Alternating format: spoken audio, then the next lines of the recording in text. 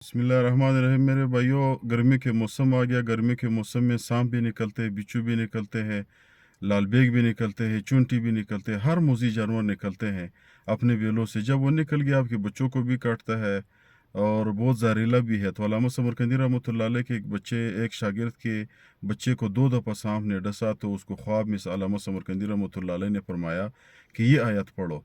इस आयत पे पढ़ने से और इस आयत के बहुत मुजरब तरीका बताया है, वो ये है कि इस आयत को अपने घर के मेन दरवाजे पे लगा दो, लिख कर दो कागज़ पे, फिर उस पे लगा दो या दरवाजे पे लिखो, फिर भी अल्लाह ताला आपकी हिफाजत करेगा।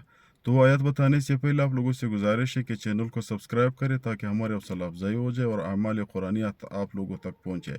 वो आयत क्या है मेरे भाइयों? वो आयत है वइज़ा बतशतुम जब्बारीन।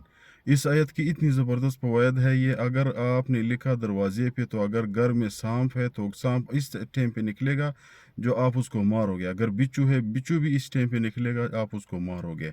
इसी तरह और भी चूंटी है, यानी हर मोजी जानवर से अल्लाह ताला आपको और आपके बच्चों की हिफाजत करेगा।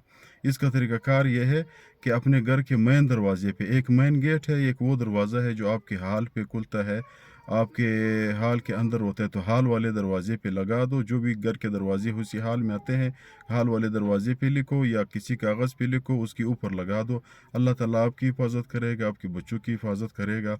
बस ये उधर लगा रहे, आपको, आपके बच्चों को सांप से, बिच्छू से और भी मोजी जानवर से अल्लाह ताला हिफाजत देगा।